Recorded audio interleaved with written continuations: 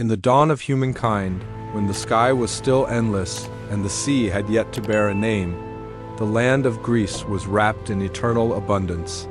Trees were green, the fields were golden, and people lived in peace and plenty. They knew that all this was the gift of Demeter, the goddess of agriculture and life itself. Under her caring hands, seeds sprouted, flowers blossomed, and every gust of wind sang songs of spring. Demeter was not only the goddess of harvest, but also a devoted mother. She had a daughter named Persephone, the girl of light, radiant, pure, and full of laughter. Wherever she walked, flowers bloomed. Whenever she smiled, the air seemed to shimmer. Demeter loved her daughter more than anything in existence. The two were inseparable, tending the earth together, bringing life wherever they went. The world knew only warmth, only endless spring. But deep beneath the earth, in the land of shadows where light could never reach, Hades, god of the underworld, had been watching Persephone for a long time. From his cold and lonely throne, he longed for the light she carried, the warmth that his dark realm had never known. One day, as Persephone was picking flowers in a meadow with her water nymph friend Cyane, she found a strange golden narcissus. When she bent down to touch it, the ground began to tremble. A crack split open, and from within the chasm rose a black chariot drawn by dark horses. Before she could scream, Hades emerged, seized her, and dragged her into the abyss. Cyane tried to stop him, but her tears flowed so endlessly that she dissolved into a river of grief. When Demeter arrived, all that remained was the faint scent of flowers carried by the wind. Her beloved daughter was gone. In agony, Demeter roamed the world searching for Persephone. For 9 days and nights she wandered, climbing mountains and crossing seas without rest. None of the gods answered her cries. She went to Mount Olympus to plead for help, but Zeus, Persephone's father, had already allowed Hades to take her as his bride. The other gods, fearing Zeus's wrath, stayed silent. Heartbroken and furious, Demeter left Olympus. She disguised herself as an old woman carrying a burning torch, wandering among mortals. From that day on, the fertile earth began to die. Crops failed, rivers froze, and humankind faced its first great famine. Winter descended upon the world, a winter born not of nature, but of grief. Meanwhile, in the underworld, Persephone lived in the shadowed palace of Hades. He offered her jewels, silks, and a throne of obsidian, begging her to be his queen. But Persephone refused everything. She yearned for sunlight, for laughter, for the scent of spring. She sat by the cold river Styx, watching the souls drift by, feeling her own spirit fade. She refused food and drink, hoping that if she remained untouched by the underworld, she might one day return home. But hunger is merciless. One day, as she wandered through Hades' ghostly gardens, she found a pomegranate tree, its fruit gleaming red as blood. The fragrance was intoxicating.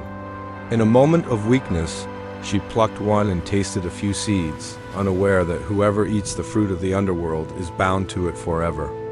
Above ground, Demeter still searched for her daughter. She turned to Helios, the all-seeing god of the sun, whose gaze missed nothing. Moved by her sorrow, Helios revealed the truth. Hades had taken Persephone, and Zeus had consented. Upon hearing this, Demeter's rage shook the heavens.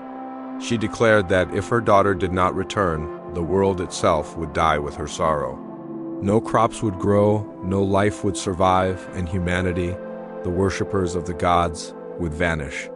Seeing famine consume the world, Zeus finally relented. He sent Hermes, the swift messenger god, to the underworld to negotiate with Hades.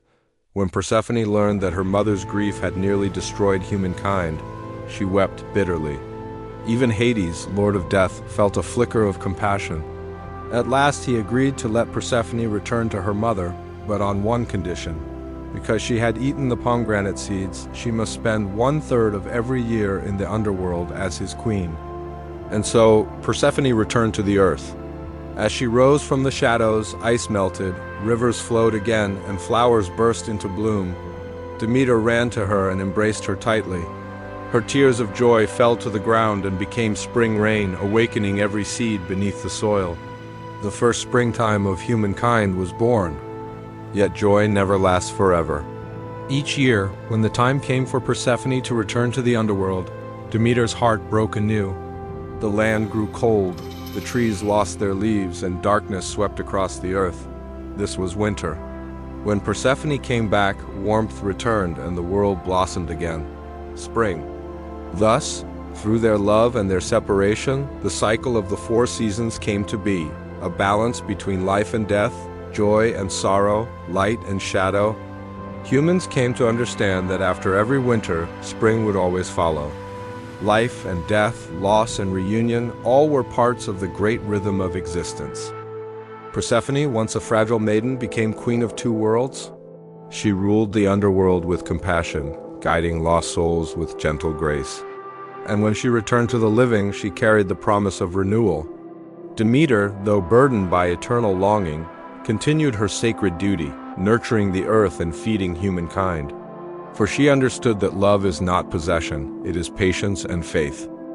Their story became a timeless symbol of the eternal cycle of life, of a mother's unbreakable bond, and of the truth that even in darkness, a seed of hope always survives. When the earth sleeps under snow, we wait, knowing that Persephone will rise again, and with her, the world will bloom.